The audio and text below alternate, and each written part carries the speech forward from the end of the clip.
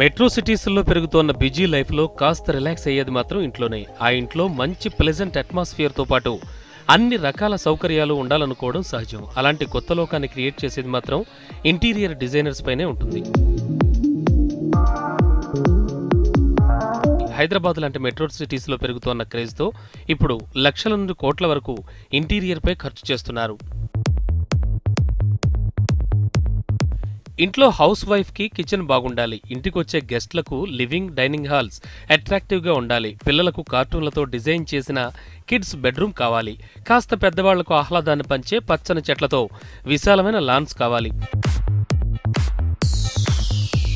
అందరి అభిరుచులకు తగ్గట్టుగా డిజైన్ చేయడం ఇంటీరియర్ డిజైనర్లకు కత్తిమీద సామే. హైదరాబాద్ ఇన్ స్పెసిఫిక్ అనుకుంటే there are lot of new styles coming in the interiors.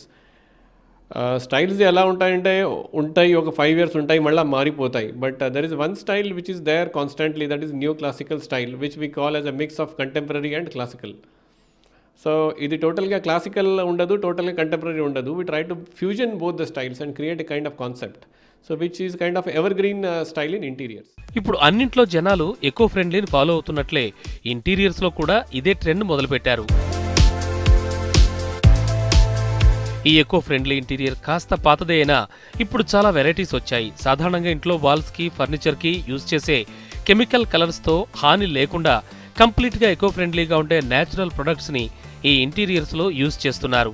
ముందు క్లాసికల్ అప్రోచ్ ఉండేది, అంటే యూరోపియన్ స్టైల్లో ఇళ్ళంతా కట్టేవాళ్ళు, అంటే ఇంటీరియర్ చేసేవాళ్ళు. ఇప్పుడు కొంచెం మోడర్న్ స్టైల్ సింపుల్ యాంగిల్స్ ఉండి ఎక్కువ అంటే వర్క్స్ లేకుండా చాలా నీట్గా ఉండేటట్టు ఉంటుంది. మంచి ఇప్పుడు ట్రెండ్. ఇప్పుడు మళ్ళీ మేము ఏం చేస్తే చాలా తక్కువ కలర్స్ వాడాం, ఎక్కువ కలర్స్ వాడలేదు.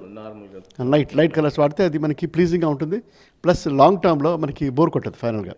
ఇక వెంటిలేషన్ విషయంలో మరింత కేర్ తీసుకుంటున్నారు. లివింగ్ రూమ్లలో గెస్ట్లను ఆకట్టుకునేలా నేచురల్ లైటింగ్ వచ్చేలా ఓపెన్గా సోలార్ ప్లేట్తో చేసిన ఇంటీరియర్స్ని ఎక్కువ ఇష్టపడుతున్నారు. డే టైంలో పవర్ యూసేజ్ లేకుండా వీటిని వినియోగిస్తున్నారు. ఇల్లు చాలా కంఫర్టబుల్గా ఉండాలి, అది పెద్దది చిన్నది అని కాదు. చాలా వెంటిలేషన్ వచ్చి అంతా మనకి కంఫర్టబుల్గా ఎవ్రీథింగ్ దాని ప్లేస్లో అది ఉండేటట్టుగా మనం అరేంజ్ చేసుకుని ప్లాన్ చేసుకుని కట్టుకుంటే మనకి ఉండడానికి చాలా కంఫర్టబుల్గా ఉంటుంది. ముంబై లాంటి మహానగరాల్లో కనిపించే లగ్జరీ ఇంటీరియర్ డిజైన్లు హైదరాబాద్లో కూడా కనిపిస్తున్నాయి. ఇంటీరియర్ డిజైన్ కోసం లక్షల నుంచి కోటి వరకు పెరుగుతోన్న ట్రెండ్ మన దగ్గర కనిపిస్తోంది.